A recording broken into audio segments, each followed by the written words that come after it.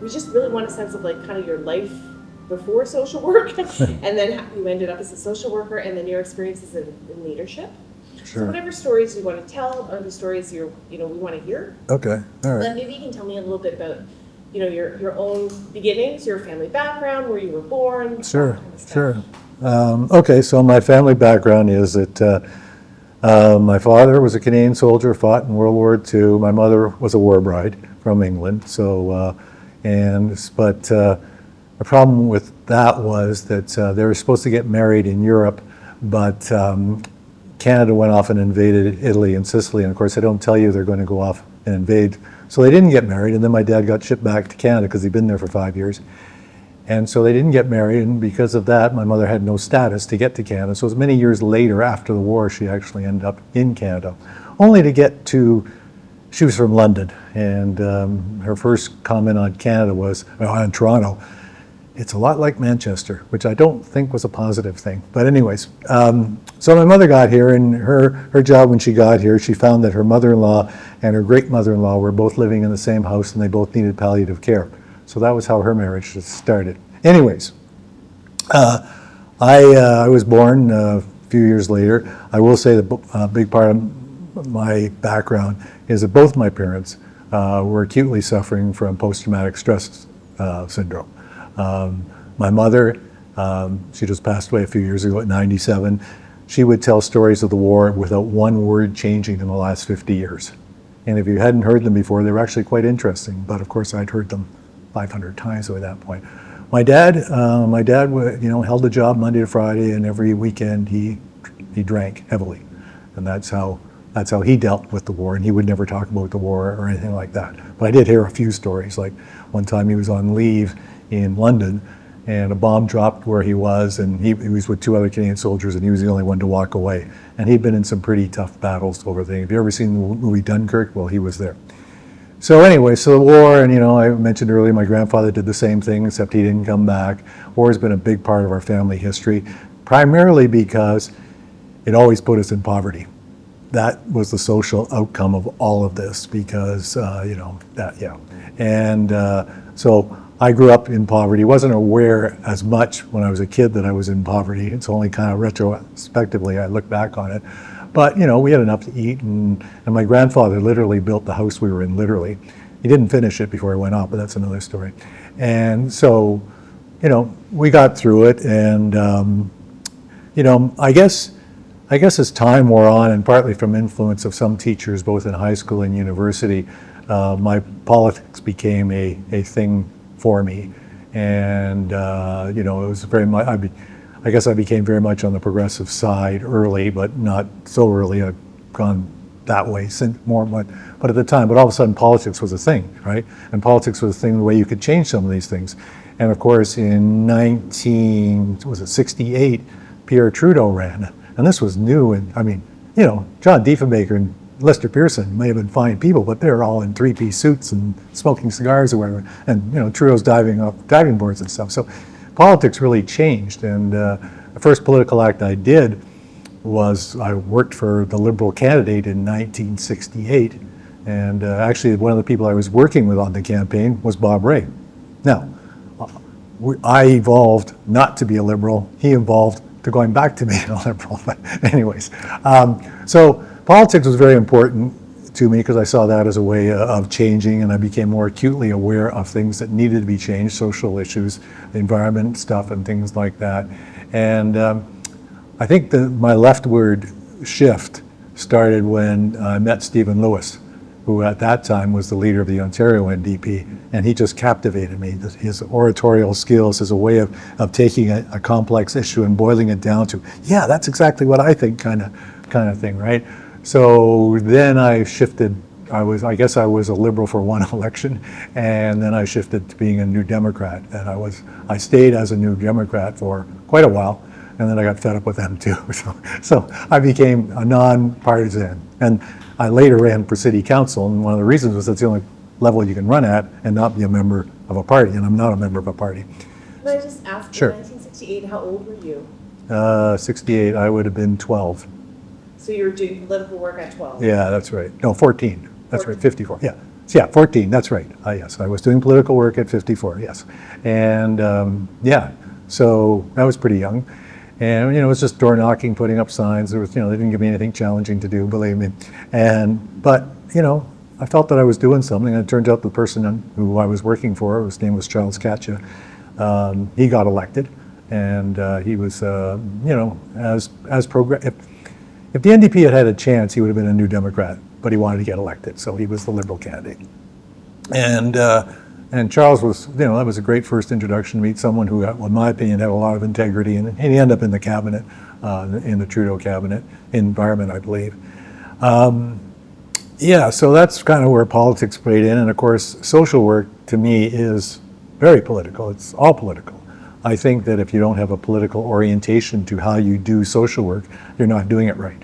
That's simple. Because I think when you look at the policies and all that, they influence the people that you're seeing, the people that you're trying to help, and all that kind of thing. And I just can't see how you can divorce yourself from the two, because the social problems are largely man-made or person-made. They're not divine intervention, and there's always alternatives, right? I mean, my thesis is about healthcare, and we often talk about healthcare, and they say, well, there's no choice, we have no money, well, all that kind of stuff. But there are a lot of choices, and one of the big myths is that our healthcare system costs so much money. That is a huge myth. If you look at what we spend and what other countries spend, it is well within the range. And if you look at historically what we spend as a percent of GDP, it hasn't changed much at all. And to say we don't have options, well, of course we have options. There are different healthcare systems around the world, and some of the ones in Western Europe spend far less and do far better. The difference, of course, is that we have a neoliberal healthcare system which looks at only the individual. So the individual is sick, we're going to treat the individual. So if 20 people on your street all have the same illness, no, we're going to treat each one individually. Well, how about looking at, maybe there's a cause there where all 20 people became sick. So it's looking at healthcare in a broader sense, and certainly the countries who have the best healthcare systems are the countries where the ratio of money spent on healthcare and the ratio spent on housing and social services is the narrowest. We have a huge discrepancy between, those two, right? What we spend on health and what we spend on other social things. It's huge. In Europe, it might be more like this. Still a little bit more on healthcare, but the investment is in housing, the investment is in social supports, in childcare, those kinds of things. And so it's no secret why they have better health outcomes than we have. But we look at the US and we say, ooh, we're better than that. And yes, we are. I don't think there's any question. The American healthcare system really sucks unless you have money. If you have money, it is the best system in the world. I mean, I had a personal experience there where my son was in the Cleveland Clinic, and we had money in the sense it was being covered by OHIP. And I saw that, I said, wow, what a system. Yeah. But, so I'm going to take you just back, because Sure. we're going to get there. I know we are. Sure. But so you started when you were about 12, so that's kind of like the end of elementary school. Yeah. Like, maybe high school might not be relevant, but like where did you study social work? Did you study social work, or did you come back to social work? Yes, I did. What did you do in terms of your post-secondary? Well, I wasn't sure what I wanted to do. It was a choice between journalism and social work. I opted for journalism, so I went to Ryerson, now TMU, and I graduated from Ryerson with a degree in journalism, and then I went to work in St. John, New Brunswick, and because you couldn't get a job in Toronto with no experience. It was tough getting a job. I remember I had an interview I called up, there was a job opening in the Peterborough Examiner newspaper, so I called the guy up and I said, I don't have any experience, I've just graduated. He said, hey, no problem, just come on up, I'll have an interview. So I drove up to Peterborough, and he looked at my CV and he said, you don't have any experience. So there were a few cases like that. And so I worked in the media, I worked in St. John, I worked in London, Ontario, and for a while. And then I just really decided that, full disclosure, unless you work in a major market like Toronto, if you're working in London, working conditions really, really suck, and pay really sucks. So I tried to start a union where I worked, and I got fired. And then I said, well, I don't want to do this anymore. So I went to York University and got a BSW in social work. And I got my first job in social work, I guess you'd call starting at the bottom, as a welfare worker. Okay, so can I just take you back? Sure. Can you tell us a little tiny bit about like York? Like, what years did you go to York? Who was there? What was that like? Because York's like a pretty like radical. Was it Yeah, really yeah, radical school yeah, once upon a absolutely. time? Yeah, it was then too, and that was just great. Brigida Kitchen was one of my profs, Saul Joel, um, Dorothy and Ed Herberg. Yeah, I don't know if these names mean anything to anybody, but yeah. And it was a very progressive school, and it really felt, wow, this is where I should be, kind of thing, right? So what years would they be? What was the year you graduated, if you remember? Your class, Yeah, it was kind of like late 80s, I think, something like that. Yeah. So yeah, so I graduated and decided I'd never go back to school again because at this point I'd been 2 degrees, and that was more than enough. But that changed later. So yeah, going to social work, especially at York at that time, was great. It really was about systemic issues. It was really about an anti-neoliberal bend to it. Well, we didn't. I don't know if we called it neoliberal back then. I don't think we did. I think we were kind of aware something was happening, but not too sure, right? So. any placements? Yes, I did my placement my placement was with Richard Johnson. He was the MPP and the social service critic for the NDP at the time. So yeah, so he gave me a lot of freedom to work on poverty issues, and we did some policy papers for him and that kind of stuff. So that was a fabulous experience, and Richard was great. And I think he became the president of Centennial College later, I'm not sure. And so yeah, that was a great experience. I spent some time working at the legislature and the caucus office and things like that. So got a whole, I was really, I was Mr. NDP at that point, right? Because it really fit. And Richard was very much, well, I remember when I was at the leadership convention and elected Bob Ray leader, and it was between Richard and Bob Ray, right? And I kept telling people, Bob Ray's a liberal. And they kept saying, but we can win with him, right? And that was kind of disappointing. And Richard came second, and he lost, and that kind of thing. But yeah, and I turned out to be correct, right? Because I knew Bob Ray a little bit from before, but yeah, and he did turn out to be a liberal. So there you go. Sometimes you get it right, Yeah, Yes. absolutely. Yeah. So you finished up at York and you became a welfare worker. Yes. Social assistance worker. Yes, I did. Yes. Tell us about that. That was interesting. I started there, and I had one day of training, and the next day I had 110 clients. And at 2 o'clock, they'd all start phoning me saying, "Where's my check?" And I had no idea where their check was or why they weren't getting assistance, right? So, of course, my answer always would be, "Well, why do you think you didn't get your check?" And they would say, "Well, I didn't fill out the blah, blah, blah form." I said, "Well, fill out the form." I didn't know what that was either, right? So there was absolutely no training. You spent so many hours, because you weren't trained, all the new staff were there, you're supposed to finish at 4:30. We're all there till 6 because we didn't know how to do anything quickly or didn't know all the procedures and all that. It was just a terrible way of treating people. And, but, I always was trying to, feel like I was trying to help people. I don't know how much as a welfare worker you can. I remember very clearly we were told not to tell anybody where the food banks were, because if we told them about food banks, it would imply that what we're giving them on social assistance wasn't adequate. And we couldn't admit that what we were giving them wasn't good enough, so we couldn't tell them. Now, of course, we did. But that was the official line from the city, that you cannot tell people where and you're actually denying someone, you're stopping a worker from giving assistance to a person, and what is more important than food? I mean, really. So anyways, so then I guess I just I went through the city system, and I got promoted a few times. One time I was running the training program for new welfare visitors, ironically. And so, that was okay. And then I became a community development officer with the City of Toronto. So I had a number of projects in Etobicoke, that's where I was working, including one called the Stonegate Community Health Center. And so that we started, and the only reason we started a community health center was because I went searching for government funding, and we needed capital funding because we didn't have a building. And the only program I could see at the time that provided capital funding was the community health center program. Okay, we're getting a community health center. And that's how much thought went into it, right? It was, I'll go back a little bit, one story, just to show you how government was different. When I was in grade 12, a bunch of us decided we were going to have a hockey team. But because we lived rather in a poor area, we didn't have money for fees, we didn't have money for equipment, anything like that. So Wintario came out, which is the Ontario Lottery, the first one, right? And it was for amateur sports. So I sent a letter to Robert Welsh, who was the minister at the time, saying we have this hockey team and we need some money. So about 3 weeks later, I get this honking big check from the government of Ontario, way more than anything I'd ever seen. We're sending it to a grade 12 student who didn't even have a bank account at that point. And there was, I didn't have to do, all I had to do was send back the receipts of what I bought with it. Now, that wouldn't happen today.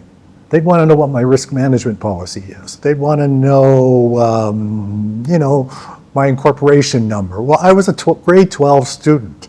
I barely had a SIN card, but it worked, None So of, you bought the equipment and. bought the equipment and we won the championship. It took us 3 years, but we won the championship in year 3. There you go, right? So, yeah, I mean, there's an example, I think, of how it changed. I'm not saying we need to go as slack as it was then, but nonetheless, the point was, I was asking for something that the government supported, amateur sports, kids being active, and they found a way to send me a check, and we did. Today, that would never happen, because that's not really the total intent, and I'll go into that later, but, so it just shows you how government has changed, really, in terms of social services and things like that, right? And so then I became I was a community development officer. One of the projects I was working on was Stonegate at Community Health Center. And they hired an executive director, and then they found out that he faked his resume. So they got rid of him, and they asked me if I would take the position, and which I did. So I was at Stonegate for 10 years, and then I went to Lamp Community Health Center for 17 after that. So LAMP, what does Yes. LAMP stand for? Lakeshore Area Multi-Services Project. It has nothing to do with lighting or anything like that. Okay. And Lakeshore Area, nobody calls it that, but considering the options, lump, they want an acronym, so yeah. And so this is a part of Etobicoke that's in the South End. Yeah. Stonegate is 72 low-rise apartments. You would never know where it is unless you knew where it was, kind of thing, because it's really literally, you go down this road and all of a sudden you see all these apartment buildings. And there's absolutely no services at all of any kind there. So, and because of the economics, it was a very high needs community with no services. And so that's kind of how it all started. So, and that's it. Okay. So LAMP got funded. Well, LAMP was funded before me. Okay. So LAMP came in, I think, in the 1970s, and this would be the late 80s for Stonegate, I think. So LAMP was around. LAMP had been around. And it got better, but when LAMP started, you literally had to be a missionary to work there. I mean, the government was a project of the provincial government. Salaries, I think doctors were making about $30,000 a year. So hard to get staff. Staff literally would go to garage sales on the weekend, and that's how the place was furnished. In fact, when I came to LAMP in 1999, some of that garage door furniture was still around. And I said, guys, we're not that poor anymore like we used to be. We can have real chairs now. We don't have to, LAMP went through the tough times of community health centers. I think there were 10 community health centers. There was out a report. Dr. John Hastings from the U of T Medical School was asked by Premier Robarts to write a report on what he could do about healthcare, because population wasn't getting any healthier, and it was costing more and more money. Sounds very similar to today. So John Hastings wrote this report which advocated for community health centers, which of course was a wider mandate, run by community boards, all those kind, who had real CHC boards have real authority. It's not like a what do they call it? It's not an advisory board. It's a real board. So it was a different model of care, and of course the OMA was adamant against it because CHC's doctors are on salary. They didn't support that at all. Fee for service is where it's at. And the OMA did pretty much everything to stop it. Actually, the first kind of CHC was in Sault Ste. Marie. And what happened was the mine workers in Sault Ste. Marie were paying into a private pension plan, I think it was Prudential. And the doctors in Sault Ste. Marie decided to opt out and actually charge above what the Prudential plan provided. So the union, the steelworkers union, decided with all the money we're spending in premiums to Prudential, we could use that money and hire our own health staff. So that's what they did. And, there was all kinds of stuff. They couldn't get a building permit for their facility because the city government was in bed with the OMA and every possible thing. And finally, the hospital said, well, we're not accepting referrals from doctors who work at what was called the community, what was it called? I can't remember. But anyways, wherever came from the CHC, we're not accepting those people, right? And it was tough on the doctors because they wanted to be accepted by their peer group, but their peer group was telling them, what the hell are you doing getting paid a salary? So the hospital stopped referrals from the CHC, and what happened was the Steelworkers Union then went to court against the hospital, saying you can't do this, these are licensed doctors like everybody else. And the Ministry of Health stepped in and said, you got to take them. And that was a landmark thing. And then a few years later, more and more expansion and up and down. When Frank Miller was the premier, one of the first things in his budget was to can all the community health centers. It turned out this is how policy is made. Dennis Chimbrow was the Ministry of Health, and his wife was on the board of South Riverdale Community Health Center. She convinced Dennis Chimbrow to fight for community health centers, and he did. Frank Miller backed down, and we survived. Even though we were back to starvation wages for a while, we survived. And that, when I remember when Mike Harris got elected, and everybody's kind of, I said, our goal here is to be standing when he's not. When he's gone, we're still going to be here, and that's the way we approached it. But surprisingly enough, Mike Harris, he had a child that needed speech and language, so he cut a lot of things. But one thing he did was he massively increased the funding for speech and language for kids. So we got a speech and language program. So sometimes. Yeah. You take the opportunities that are given, right? Even a stop clock tells the right time twice a day. That's right, exactly, yes. Um, And welfare, we had a food bank at LAMP, and I can't say exactly, but I think when Harris cut welfare rates by 22%, I think our food bank usage went up about 500%, because it was a choice. Pay the rent or feed your family, right? So people were spending less money paying the rent and then coming to LAMP for food services. So I just want to make sure, because I think I may have missed something. So you were a community development worker working for the city of Toronto? Metro Toronto at the time, yeah. Toronto, sorry. Yeah, that's okay. So it was the regional government, Yes. the Metro. Yeah. So you worked to get funding for the Stonegate. Stonegate. Yep. And then from there, you transitioned into your role at LAMP? No. No. From there, after they fired the ED for falsifying his background, Okay. they hired me, and I stayed there for, I think, 10 years. Okay. Yeah, and that was great, because you're talking about literally building a building, and which I knew nothing about construction, but I learned a lot. And hiring all the staff and developing all the programs. Everything was from square one. It was a lot of fun, and it was really felt like you're really doing something, because we really were making a difference in a community that had no services at all. So that was a great time. Right. So sorry, I'm still, maybe It's it may okay. just be a detail that I'm missing. Sure. So LAMP existed before, but then Yes. expanded into Stonehaven? No, the Stonegate and LAMP are two separate, right? Two separate? Yes, Okay. yes. Then you transitioned into LAMP? I transitioned to LAMP, and when I got to LAMP, we had a budget of about $2 million. And I guess when I left there 17 years later, we had a budget of close to 13. Okay. So sorry, again, I'm probably missing a detail. So you worked at Stonehaven for 10 years? Stonegate for 10 years, yes. And then you Moved to LAMP, yes. When LAMP's ED Retired. retired? Yeah. Okay. Yeah. Just got Yeah. Yeah, and I was there for 17 years, Okay. and it was great except for the last few years when governments brought in the LINs and all that stuff. Right. And I felt that I was spending most of my time working for the LINs, sending out reports, coming up with data, all this stuff that Well, the provincial auditor later did a report that said nobody in the ministry actually ever looked at any of these stuff. And I'm sure that, I wouldn't be surprised that's still not the case. So we would spend all this time, and expense getting data, getting hardware, computers, software, all that kind of stuff that never really worked properly, because what a CHC records and what a private physician in their own practice records are very different. But that's what we're given. We're given this template, this medical version. So all the health promotion activities, well, we can't, how are we going to put this into the data system? So it was a grossly inadequate system. And you know, it just, you could, I don't know when the neoliberal healthcare system started. I certainly Kathleen Wynne had a big role in it, for sure.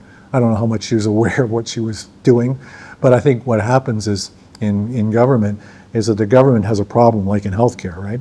So what the government has to do is come up with a solution and then be seen to be actually implementing something. So it looks like they're not ignoring the issue, they're actually doing something, right? So when the Liberals came in with Kathleen Wynne, I'm sure they were a party that needed a policy real quick. And the bureaucrats said, we've got this idea, we're going to regionalize healthcare.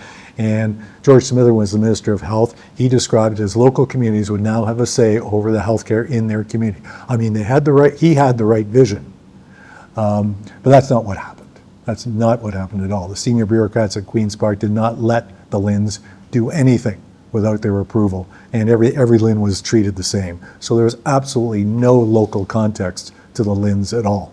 And somehow, and of course then Doug Ford said he's going to get rid of the LHINs, and then he just brought in something else called Ontario Health. Same idea. What they're doing is they're taking a structure, a decentralized structure, and they're putting it, but they're using it to run the plant centrally. That's what they're doing, under the idea that it's decentralized, but it's not, because everybody does the same thing. Every strategic plan from all 14 LHINs were basically the same. So you mean to tell me the strategic plan for healthcare in Toronto was the same as Moosonee? You know, but by and large, the plans were the same, right? All about integration, right? And you know, what my research tells me is that we are one of the most integrated systems in the world, right? But they say integrate, oh yeah, we got to be more. And what's the opposite of that? Well, no, we want to be disintegrated, right? You know. So maybe I'll just take you back again, if you don't mind, because part of the point of the project is to talk about leadership, right? And to understand some of the ways in which folks in social work do leadership differently. So maybe I can just take you back to the Stonehaven days. Stonegate, sorry. Oh, Stonehaven sounds better though, actually. Sorry. Stonegate. Yes. So Stonegate, you get hired, you're doing everything, it sounds like, including building a building. Yep. Can you talk a little bit about like what was that leadership like in those times, and what were some of the maybe like exciting victories or opportunities that you were able to really kind of manifest in your role as the leader? As I said, it was a great time. So before we had a building, I had an office in the basement of a beauty parlor in the Stonegate Plaza, and there was no heat, and Fridays were perm days. The whole place just stank of perm. It was terrible. It was just my mother came down one day to see it. Oh, you left the city for this, did you? You know, but you have to have a vision, right? You have to, I guess the leadership was getting people on side that this is going to be really good, and this is what it's going to be. And what it's going to be is what you say it's going to be. So we had workshops throughout the community saying, okay, what kind of services do you want? And people were, to be honest, people were very traditional, you know, doctors on OHIP kind of model, right? But you know, but the role was to push them on that. Well, what about this problem? What about this problem? What about the fact that there's no child care programs here? Maybe we could have a child care, parent-child kind of thing in the center. So it was a way of facilitating a lot of ideas, and that's what came out. We did have a senior center, we did have a parent-child center, and these are things that were funded by the Ministry of Health that would not be funded today. They would say, you want a child care center, go over to the ministry that does that. But the idea of a CHC is that it's multidisciplinary. Those kind of barriers between, well, this is not part of our ministry, this is that. The early days of CHCs, that's not the case now, but the early days, that didn't matter. Nobody cared about that stuff. because we had a very small branch of the ministry that had absolutely no power, but they were on our side, and they were, and so we could do things that were well out what most people would say would be well out what, what does a literacy program have to do with health? That was one of the first questions somebody asked me one day, right? What's the answer? Well, a literacy program is something that enables you to participate in society, enables you to get a job, and enables you to, to actually accomplish things in life. And so yeah, that's basically how I see it. And what the literacy program did to people's self-esteem was amazing, just amazing. These people these are adults, it's not kids, these are adults in their 40s, 50s who could not read. And then a few months in our program, they were reading, they were writing poetry. I mean, you could just see the turnaround in the people. And they were smiling, they were, they really felt like they felt like the center was their place. And that was the whole idea, that it's a community place. There's no marble countertops. We're not, we want people to come in, right? And I remember I showed up one day and somebody says, there's somebody sleeping in the center. This guy, homeless guy, had slept there all night. Why the motion detectors didn't go off, I don't know. But anyways, I said, well, he's not doing any harm. He's just sleeping. And he obviously feels that this is a good place for him to sleep. So ignore him and we'll wake up and he'll leave, which is actually what happened. But that was the idea. This is a community place. This is a community place that has, I used to describe it, this is a community center with health services. And that's kind of what it was. And so it was a very different model, for sure. And that's probably where the ebbs and flows went with who was the political party, because I don't think the Conservatives were too into all the health promotion. They understood, they understood medical care, but they didn't understand the broad determinants of health. And that was what we did. We focused on the broad determinants as much as you can. I mean, there are limitations, obviously. But so I think getting the center was a big thing. That took many years. Many years of getting that. Getting the center, getting it up and running, and getting it to be a place where people just felt they could drop in, have coffee, that kind of stuff. It was a community place, and that to me is what services should be about.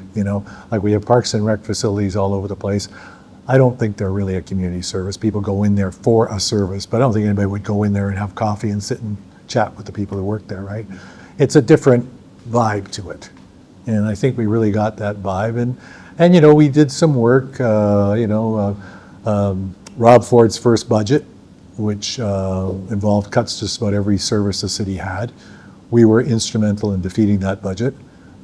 We got a ton of doctors and nurses and other healthcare professionals to sign a petition to say this is a cut to healthcare. And I think I was on 680 News about, I don't know how many times, because we did it on a Sunday, figured nobody else was doing anything. So the news media was, all over it. So we got a lot of press. And I was told by a city councilor that Rob Ford had a 2-vote majority until we did that, and he lost by 2 votes. So we moved 4 people.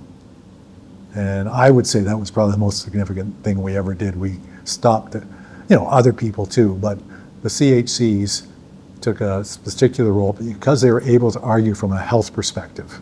If we were arguing from a social services perspective, they say, oh, well, social services, who cares, right?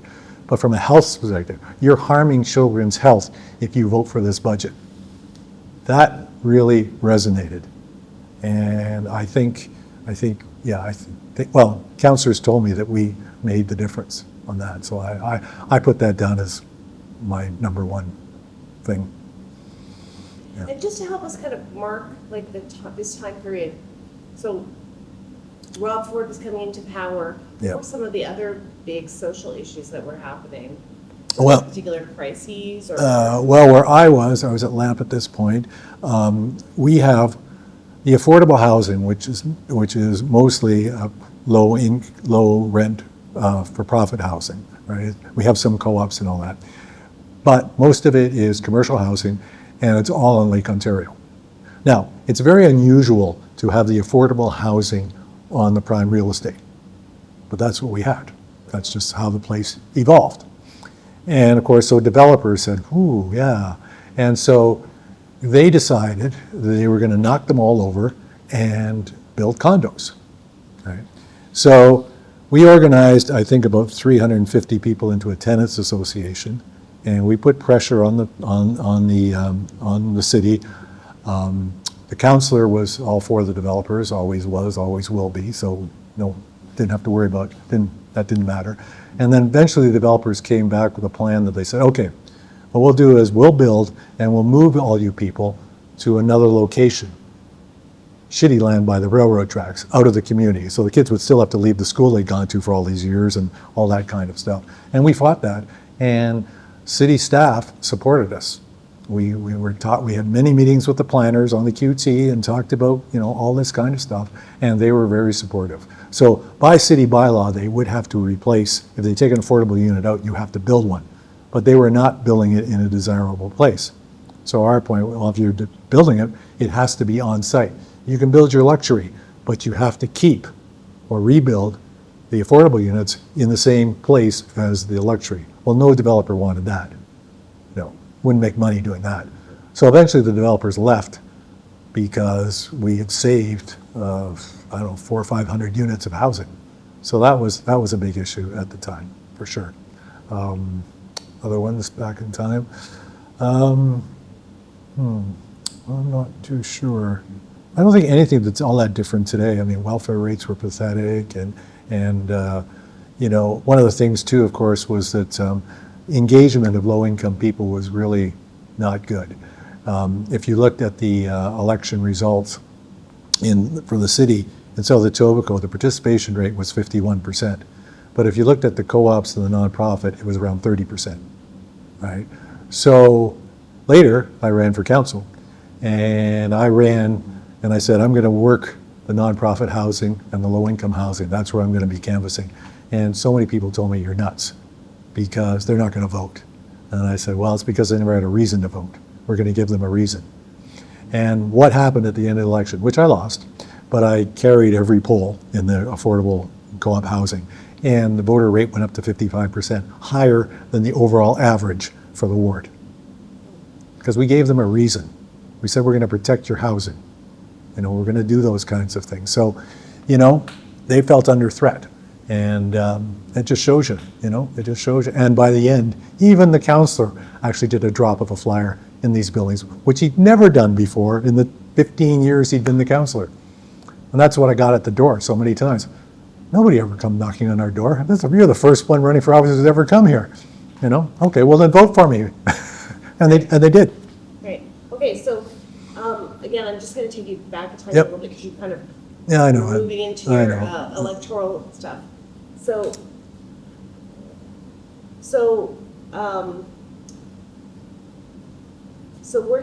working at Stonegate and then working at Lamb. Yep. It sounds like part of your role was helping the community kind of raise their own issues and then responding to those issues. Yeah. Maybe you could talk a little bit about the skills. Sure. And the abilities and the things that you needed to know or needed to learn in order to be successful at that kind of leadership practice. Yeah, I mean, I looked at my job as it was like two things. I had all the administrative stuff, which I had to do, but I always carved out a part of my job to actually work in the community, because that's what I wanted to do, right?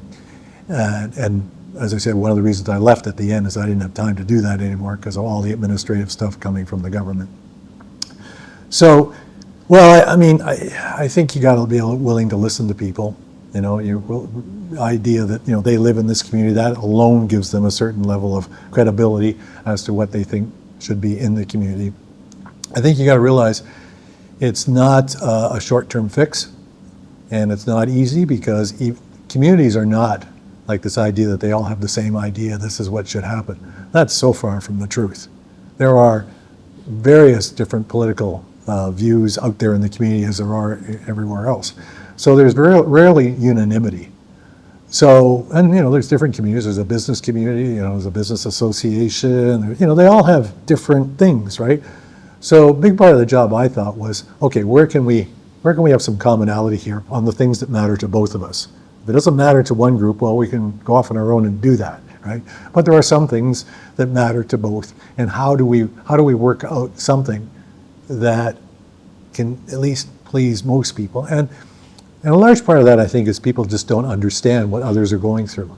They don't understand, well, maybe they do now, but they didn't understand affordable housing and its impact on people's lives. They didn't understand, how some of these, well, they didn't understand, one of them, carding, right? I was involved in a carding campaign, and we... Did you define carding? Oh, yes, carding, well, okay. The unofficial line is that if you're a black male, probably in your teens or early 20s, a police officer will come up to you and say, where have you been, who are your friends, blah, blah, blah, all that, to create this data setup around all these people. They had no reason to stop these people, but they kept asking them questions, right? And one of my staff, he was black, he got stopped like 3 times in one day, right? And then that was followed by an incident. We ran a basketball program at a local school, and the program went till 9 o'clock. Well, at 9 o'clock, the cop cars were outside the gym, and when the kids walked out, they all had to lay face down on the ground where they were searched. And I said, that's ridiculous. I almost said, and so I said to the guy, our staff person, I said, well, you got to file a complaint here. And he said, I'm not filing a complaint, because he also lived in the community. I said, okay, I will.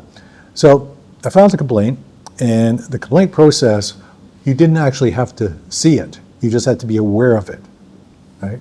So about a month later, I get a call from a cop who says, well, we got your complaint here, but you didn't actually see it, did you? I said, no, but your rules say you don't have to. Oh, no. You have no credibility here. You didn't see it, so we're dismissing this. So I called a deputy chief. Oh, I can't remember his last name. Anyways, he was deputy chief, and he was black. And I said, okay, this is what happened, right? And without me telling him, he identified the police officer that did it. And I said, how do you know this? And he says, well, we know about this guy, right? So what happened was, about a week later, he was in another precinct. That really doesn't solve the problem, because he came to the lakeshore from another precinct, probably for similar activities. But that's what happened. And, when I talked to the youth, all of them had experiences with the police that would just make your mouth drop. I'd go away and say, oh, I can't believe this is the way black youth, well, I could believe, but the way black youth were engaged or being treated by the police was just ridiculous. So, we organized an anti-carding campaign. One of my ideas that nobody agreed to was to go down to Bay Street outside the stock exchange and card people as they were coming out of the stock exchange and ask them who their friends were, where they were going, all that kind of stuff. But anyways, people didn't want to do that.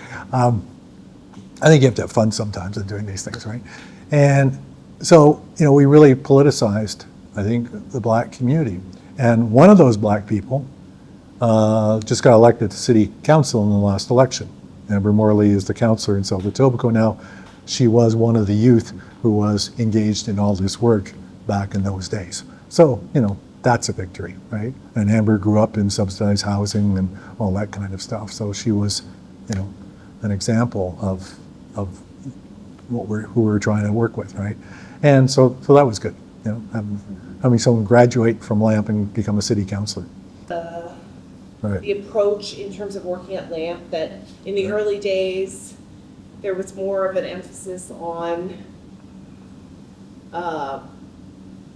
responding to the community, and then we kind of transition into the more neoliberal kind of reality. So maybe you could tell us a little bit about the timing on that, when you started to notice a difference. Yeah, I mean, one of the big differences is when we would submit a budget request to the ministry every year, and we could put in things that we wanted, and we would rank them. And sometimes you would get, and sometimes you wouldn't, but a lot of times you did get something. So you'd make the argument that this is a needed service in our community, these are the reasons, et cetera, et cetera. And, if they had the resources, pretty sure you would get that funded. So what happened when 2005, when the LHINs first started, that was gone. In fact, the whole community health branch was gone, wiped out. And what happened now, and what still happens, is that the government will put out an RFP, we are doing a program about X. And they would send out the RFP, and if you want to apply, there you go.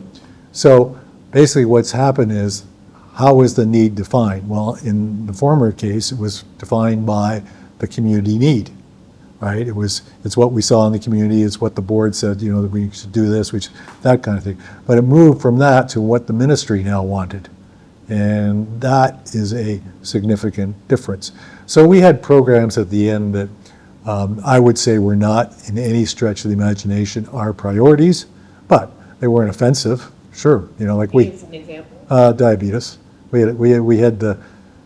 Lamb still has the largest non-hospital diabetes program in the province, and until that funding came, and this was during the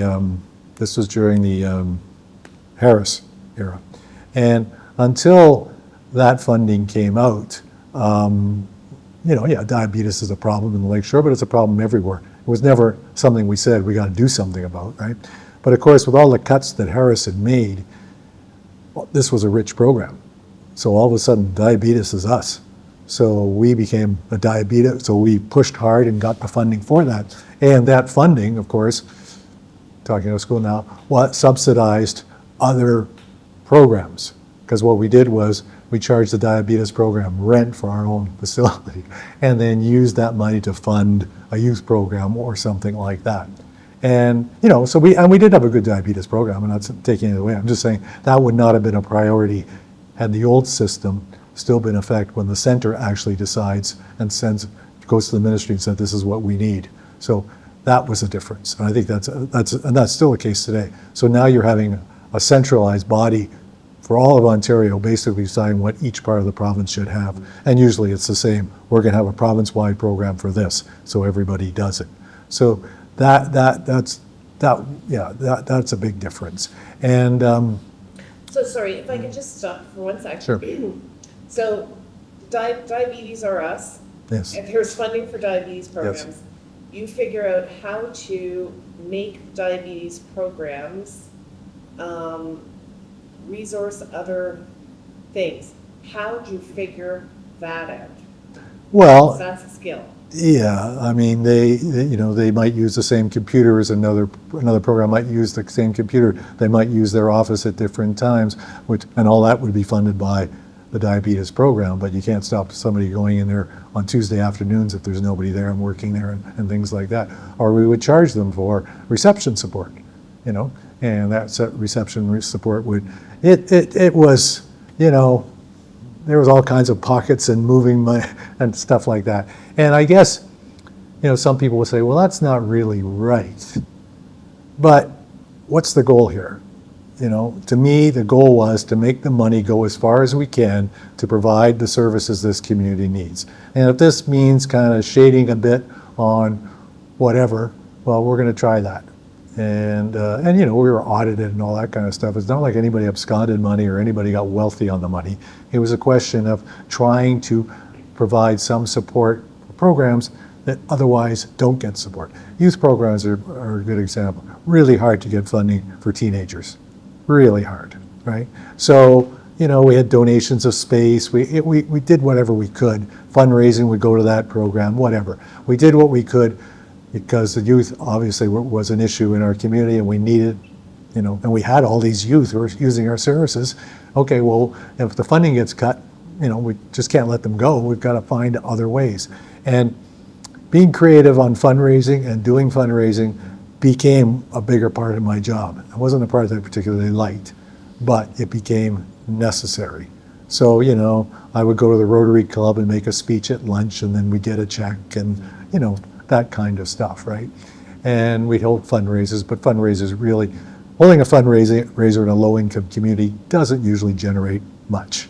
But it is a way of bringing people together and you know, having some kind of a community event and things like that. So it wasn't a total loss, but we really didn't do it for money because, you know, we wouldn't make that much, but it was just another way of involving the community.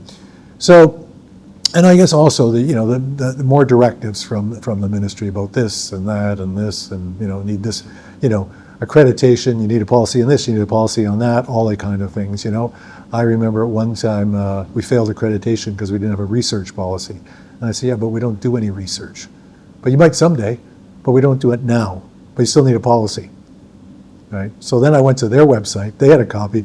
I took it. I put my letter on it, sent it back to them and said, there's my policy. I don't think anybody in LAMP knew we had a research policy other than me who wrote it up that minute.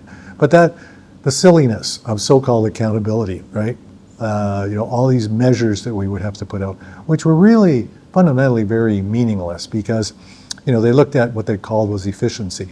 So if you had a doctor, for example, who saw 10 people an hour, and another doctor who saw 5 people an hour, was that first doctor twice as efficient as the first one? Well, what kind of care did they get?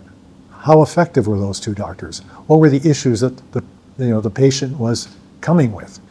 But anyways, that's the kind of questions that were never part of the ministry data. It would just be, well, this doctor saw 5 and this doctor saw 10, so why is that? That was the level of it, right? So we spent a lot of time producing useless data, but pretending. I would go to these meetings of all the executive directors and the ministry would be there, and we would talk about data. Usually they would shame us. They'd put our results on the wall, so one center would be up, the other one would be down, and all that kind of stuff. And, but we all acted like it was real, except when we were in the hallway after, oh, that'll pile of bullshit, right? But in the meeting, we'd all, oh, yeah, for sure, ministry, we'll do that. But, the government was so out of touch, or the ministry is so out of touch between the actual things we're doing, or at least they were having to be that way from what was being enforced by their political masters. I don't know where it went. But, they just don't know what community health centers are. And they think they're just like a regular medical practice. They really do. And therefore, that's what they fund. When you look at whatever new funding, which has been very small, that has gone to CHCs since 2005, since the Lynn. Actually, you'll find this in my thesis. The budgets for CHCs have all gone down significantly every year if you factor in inflation. There has never been a year since 2005 when CHCs have got an increase at the level of inflation. Most of the times it's been a 0 increase. This year, with inflation, at 6-7%, CHCs have been promised a 2% raise, which is the biggest raise they've had. But it's still a 4%, if inflation's 6%, it's still a 4% cut. That doesn't, if you look at the budget, which you will, the money for hospitals has stayed at inflation and sometimes exceeded it. But for community health centers, every year has been a financial cut since 2005 in real dollars. And, and there was no response to that. Absolutely no response, right? And because, the Ontario Health is out to end CHCs because what they have is what they call these Ontario Health Teams, which are localized groups of providers in one area. And the plan is that one of those organizations, and there has to be a hospital in every OHT, one of those organizations is going to assume the budget for all of the organizations. So everybody who gets funded by the Ministry of Health in this geographic area is going to get their money funneled to one organization that is going to manage the data and is going to manage the finances. Well, there is only one organization capable of doing the budget for all those organizations, and that's the hospital, right? So what will happen is that CHCs will always be around. I don't think they're going to go, but they will become affiliates of the hospitals. And what happened in Quebec and what happened in Australia, we are replicating the same things that have been done and failed everywhere else. So what happened in all those cases, health promotion pretty much died because the government wasn't interested, the hospital wasn't interested in health promotion. We got a deficit over here in ICU. We got to fund that. That's more important than your health promotion. So that's what's happened everywhere else. I don't see why Ontario is going to be different. And that's the road that we have been going down. We've been going down this idea that health is an individual problem that needs to be solved. It has nothing to do with community. And yet most of the reasons why people are sick are social determinants. I mean, I remember who quoted, somebody said about 66% of the illness could be addressed if we address social determinants. I mean, even basic stuff, in Germany, you go to the schools in Germany, they actually give their kids quality food at lunchtime. I mean, what a thought. We give them French fries and hamburgers, right? So, yeah, It's been the death of health promotion. So we've held on to what we had prior to 2005, but there's been nothing since. So it sounds like at some point in your journey, you decided to run for city council. Yes.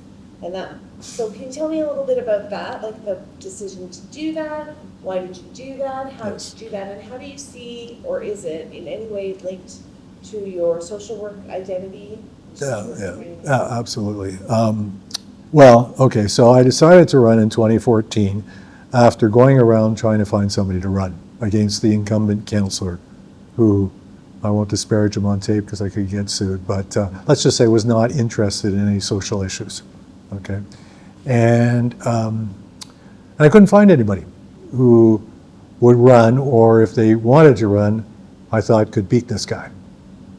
So, as my daughter said to me, he said, "Dad, you've always said to us in these situations, you got to step up and do it." So my daughter says, "Dad, you got to step up." So, okay, on that basis, I ran for council.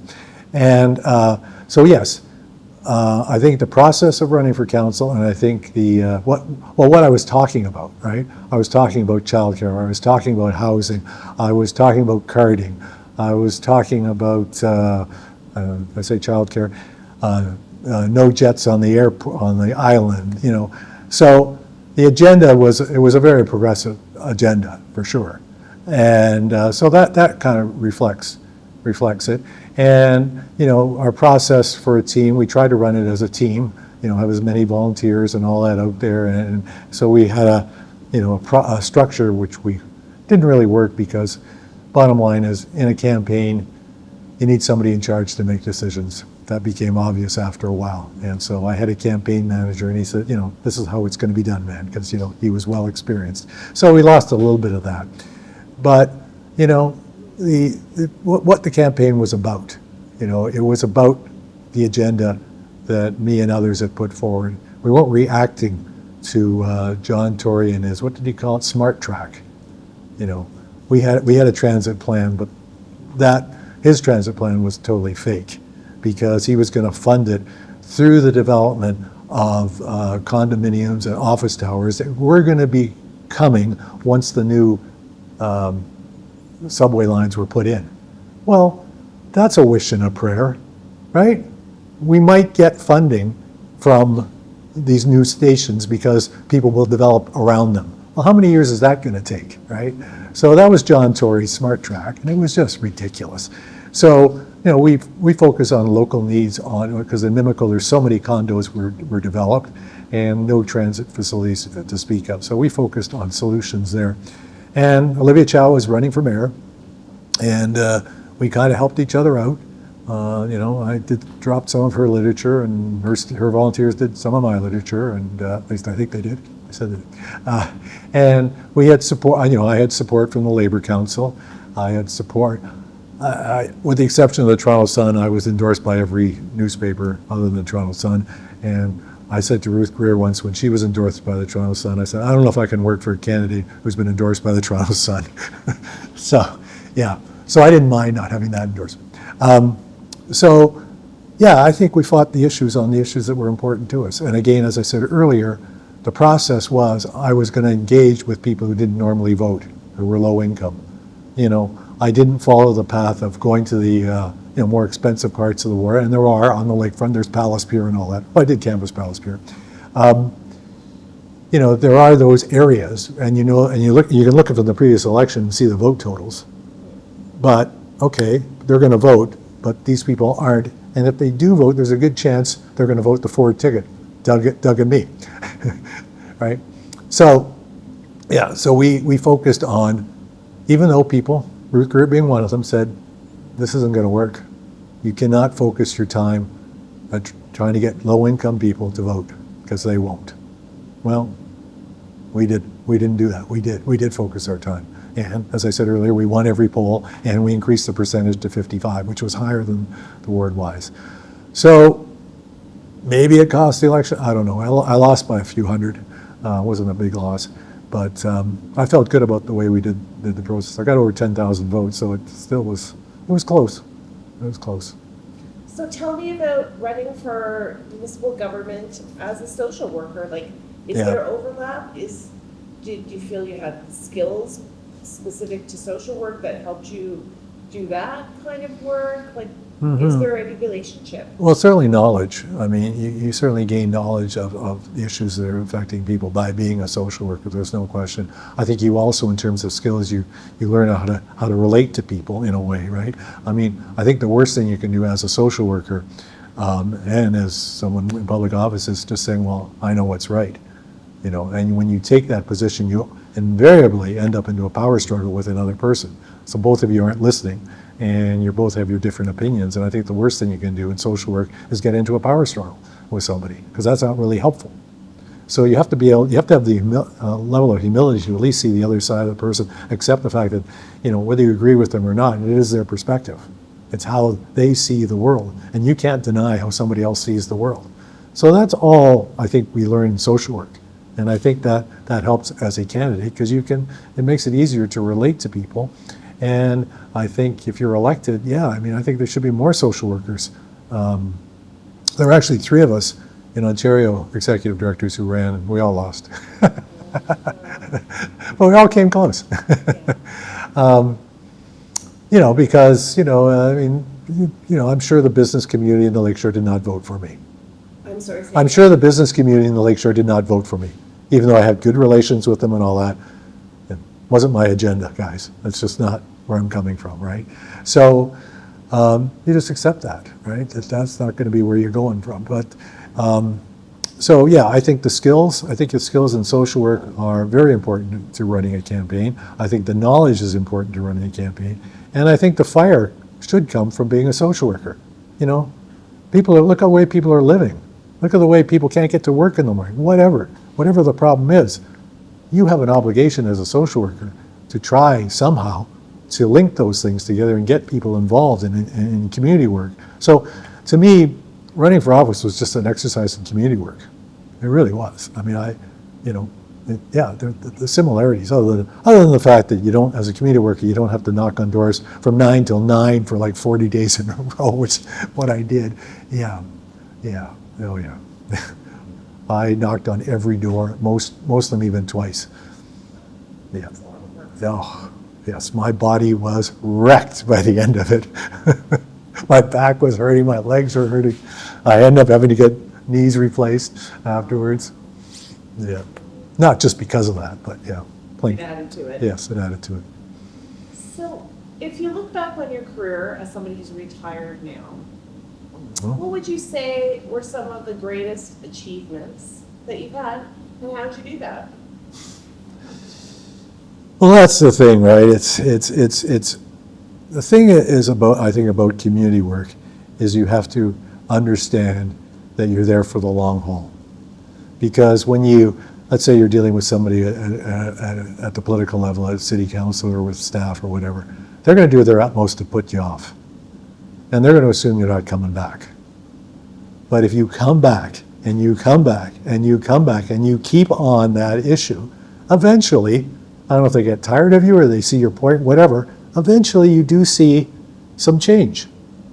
And I talked earlier about the tennis association. I think that was the case. We actually went back to the planners many times, talked about the issues, talked about why relocating these people other places.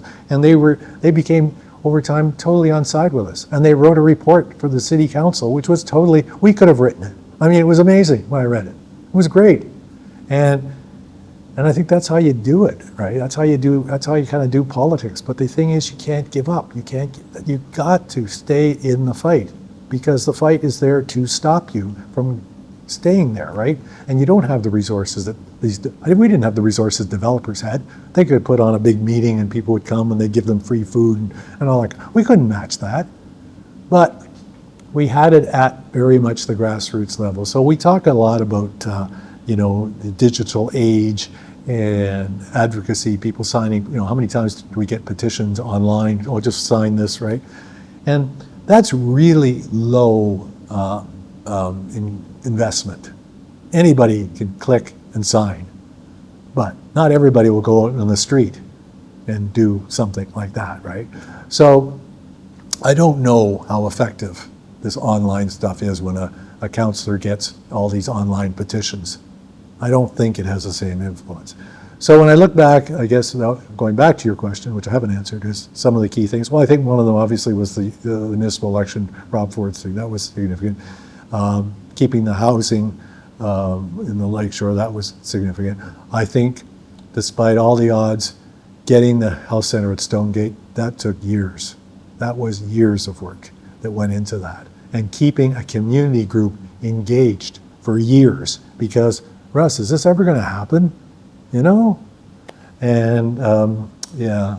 And finally, the Peterson government was actually the ones that announced it, but they didn't do anything. They just announced that Stonegate's getting a health center. Well, then Peterson loses the election. And then nothing happens for months before when a new government comes in, right? So we waited almost a year in that transition. But anyways, I think that was a key thing. And I think generally what the organization did was engage people. And I looked to the number of youth at LAMP particularly who made deputations at city council and committees and all that kind of stuff, and have credibility at council when they make those kinds of things, because they've learned, how to write a brief, what goes into a brief, and that they can do that stuff, which they couldn't do, and it's engaged them, and some of them were, high school students who weren't doing very well in high school. Well, all of a sudden now they've got a place, and a place that is treating them with respect. So I think those are some of the conversations. I don't know. It's hard to say, because the thing is, you don't know really what is your accomplishment, right? If you're working as part of a collective, if you're working with people, if you're working with an unseen bureaucracy, who knows what led to the decision? But all of a sudden the decision comes out that's very positive, right? And somebody did something somewhere, and maybe it was because of something you did, maybe not, who knows? I always tell the groups, hey, take credit. Why not? Right? You put hours into this, it's your victory, and we need to celebrate those victories. So yeah, I don't know. So that sounds like a little piece of advice. Is there any other advice you would give to someone who is interested in leadership and social work? Well, I think you have to understand that it's harder in many ways now than it was, in the sense that there's just so much more so-called accountability, reporting, all that. I mean, there were days I walked home and said, I could have been working in an insurance company today for all the impact I had on anybody's life, right? I was just processing paper, right? And so I think you really gotta really want it to put up with that, to put up with what the government is doing and the thing. And you also have to have a place to do the stuff that needs to be done. You really, and that's what I said when I left, because I felt that place was getting smaller and smaller just because of time. I just couldn't do as much because I had all this other nonsense to deal with. But you have to have that place. If you are a social worker, I don't care what your job title is, that is your job. To engage people who are not otherwise engaged, and to develop programs and services or advocacy initiatives or whatever that meets the needs of that population. That's what you do. You're a social worker, that's what you do. The government has made it much more harder to do that, particularly around advocacy, right? Because there's now laws in effect that say that the so-called Patients First Act, which had nothing to do with patients at all, the Patients First Act says that if, at the time, the LHIN, but now Ontario Health, if Ontario Health feels that you're not acting in the best interests of Ontario, they can fire the senior staff, dispense with the board, and put a trustee into any organization that receives $1 of ministry health funding. That is the most draconian piece of legislation I have ever, but it's called Patients First, so it must be good. Charles Starr wrote a great article on how great Patients First was. Have you read it? Patients First, by the way, was the name of Margaret Thatcher's legislation when she dismantled public health care. I don't know if anybody in Ontario knew that when they named theirs Patients First, but anyways. So, yeah, it's much harder today. I mean, I didn't know it at that time, but I think I was there for the good times, where you could actually speak out and not be in fear of anything or anything like that. And, I was tempering my thoughts near the end too, because you don't want to do something that's going to cause harm to the organization. You know, you have to be more careful at the end, right? And we were audited by the Harper government, one of those organizations. We were audited. I still remember it actually happened when I was running for council during the campaign. And when I got back, I had this big letter from, I can't remember what department it would be, probably Revenue Canada, that they'd done an audit. And they said, you know, there's a few things here and that, but by and large, we passed the audit. But of course, that's the last paragraph that you read. And this was pages of fine single-spaced type, right?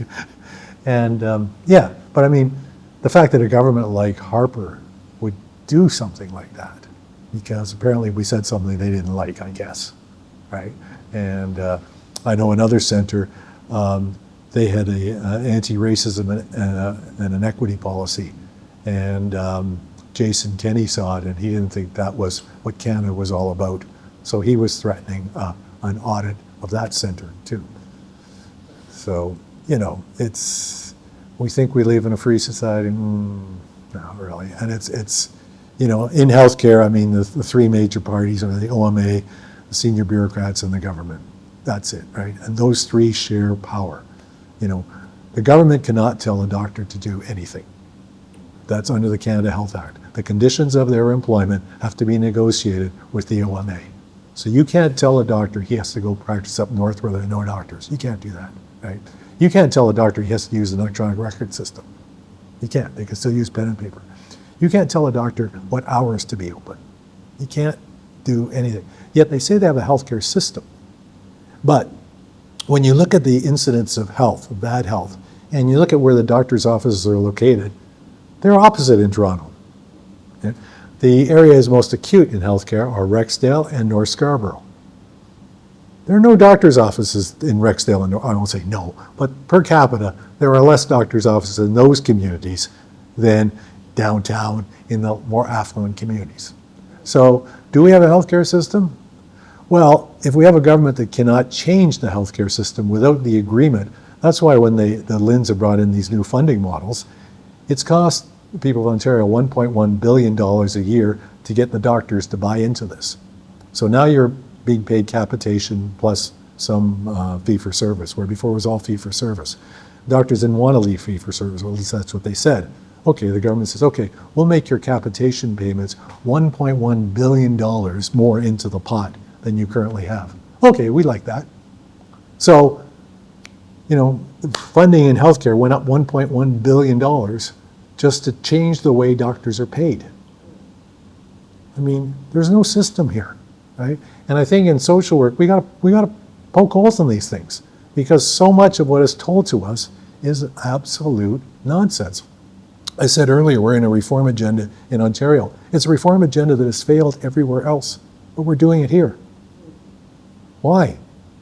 Well, because the doctors like it, the senior bureaucrats gain more power, and the government looks like it's doing something. Everybody's happy, except no one is getting care. I mean, I don't want to rag on bureaucrats, but the Ministry of Health in Ontario has 6 times more staff than the equivalent ministry for the entire state of Germany, 4 times more than Britain. We have a huge bureaucracy, and that's what Kathleen did win. She brought in more bureaucracy. If we manage the system better, we'll get better results. No, right? Because you can't manage the doctors. So whatever you have with the doctors, it's going to be a voluntary agreement. So you can't. So you come after the people like me, social workers, whatever, who you can actually manage, right? But the doctors, you can't, unless you get the OMA to agree, and they don't agree on anything unless you give them money. So we don't have a system, but we have a system where the bureaucrats have control, and where the OMA is happy and the government looks like it's doing something. That's what we have. And in fact, in the healthcare system, what do we have? You get support for doctors' bills, you get support for hospital stays. That's what we get in our healthcare system. Those are the only 2 things. 33% of what Canadians spend on health comes out of their own pockets. Glasses, dental, drugs, other services, social work, chiropody, whatever, right? The only thing the public system funds are doctors and hospitals. So we don't really have a healthcare system, in my opinion, yet when they throw that out, we have to build a system. Well, you're never going to build a system unless you actually have some control over doctors, in my opinion, because they're the ones that people actually see. You know, they're the gateway to the system. And everything else is just tinkering around the edges. But that's the way it is. And I think as social workers, we got to expose this kind of stuff. I mean, and when you look at COVID, for example, and you look at who didn't get served during COVID, who didn't get vaccinated, who got COVID, it's the Black community and it's the First Nations community, right? So, and that's not just true for COVID. You can look at diabetes, you can look at heart, you can look at any disease you want. And Indigenous and Black populations are going to be at the top of people contracting those diseases. So if we know, and we know this, right? So if we know that race has an impact on one's health, and we as a government choose not to address it, but to do these other things, like accountability measures or whatever. So if we know race is the issue, and we choose not to do it, aren't we being abundantly racism? Isn't our healthcare system fundamentally racist if we allow this to continue? I think it is. I think if we know Black and Indigenous people are more likely to die sooner than me or you, I think we should do something about that. And I think it was on the other way around. If white people were living less or getting more COVID or whatever, something would have been done. I mean, look at the water in First Nations reserves. It's gone on for years, contaminated water. Like, I really don't think, and Jagmeet Singh said this, if this were white people, this wouldn't go on. And he said, yeah, and then the reporter said to him, well, how much is this going to cost? And he said, I don't care how much it's going to cost. It has to be done. And so anyways, so yeah, we have a racist healthcare system. That's how I start my lectures at York University with that statement, because it's true. It's absolutely true. And I think as social workers, we got an obligation here. We got an obligation here, and it's not just about working within a dysfunctional system, providing comfort to people. It is also about identifying these issues, because why have they never been identified before, really? It's not like the bureaucrats and the government don't know these things. They know them. It's well documented. If you go through the literature, race and health, and it's very well documented, and yet nothing happens, right? There's a job for a social worker. There's a job for an army of social workers, right? So we can't just sit there. We have to be politicized. And if you're not a politicized social worker, in my opinion, you're not doing your job. Now, others will disagree, I'm sure.